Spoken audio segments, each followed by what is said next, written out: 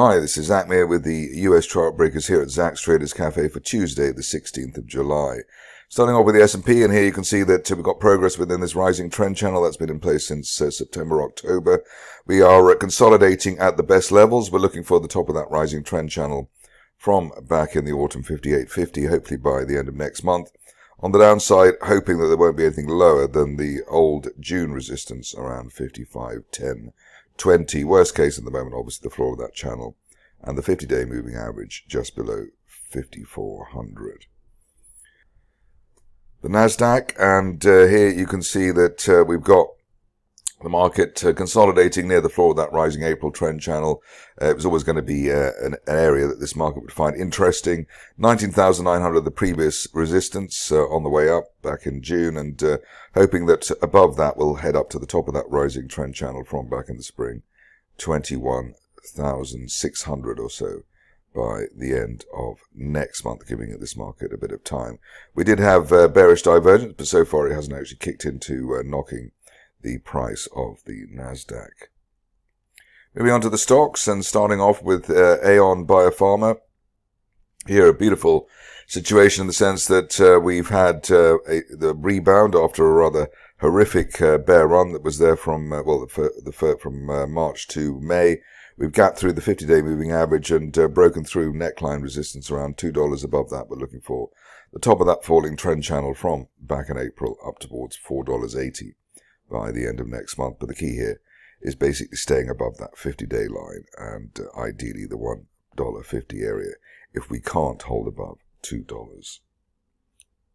Moving on to Aurora, and here picture is of a very strong looking market. We had the W-shaped rebound. We've broken neckline resistance around the $3.60 area, and above that looking forward to that resistance line projection from last year. That's heading up towards a decent target, given where we are at the moment.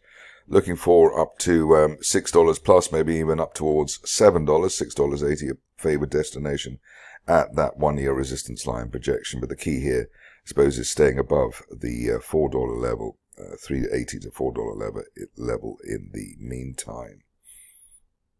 Next situation is one that we haven't looked at before, but hopefully it will be regular, given the way the stock looks really good at the moment in terms of the charting situation. Obviously, the left-hand side of the chart a bit of a disaster, but here we've got a rising trend channel base.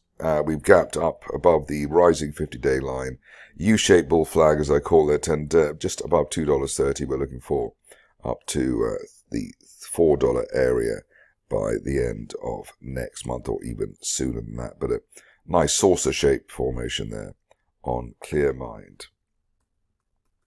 Moving along to Cipher Mining, and here a rising trend channel which has been in place for the last year. We've gapped up off the floor of the channel. Looks as though we're heading towards the top of the channel there, $8.25.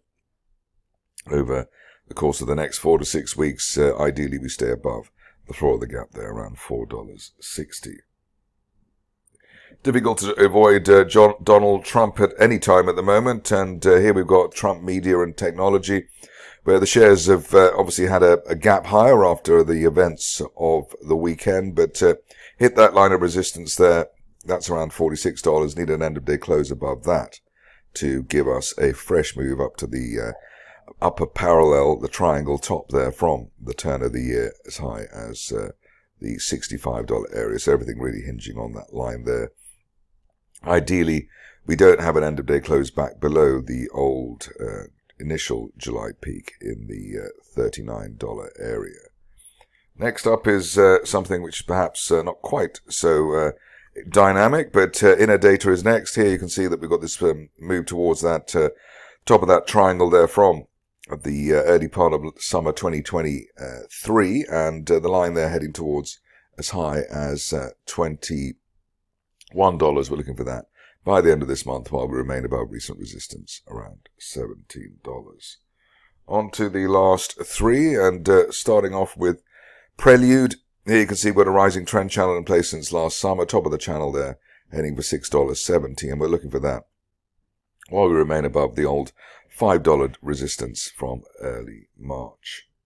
On to a stock which is new to us again, and this is coming in the form of Stardust. And here the charting pattern is one of a potential triangle rebound. Obviously, these things are rather volatile, but we have had a gap close buy signal, so that was closing above the gap down that we had at the start of the month, just near the $8.94 level, and above that looking for a break of a resistance line there from last month, $11.30, then to take us up to as high as $14 or even $16 by the end of next month. But the key here, remaining above the top of that gap there, and the area just under $9. Quite a regular in the last one today, TRX8, and here you can see that we've broken out at the top of that rising trend channel base. That was around the $19.80 level. Above that, looking for a fresh leg to the upside, the upper parallel of that March rising trend channel. That's heading for $22.80, ideally by the end of next month.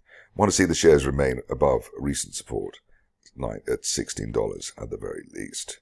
That's it from me today. More updates tomorrow.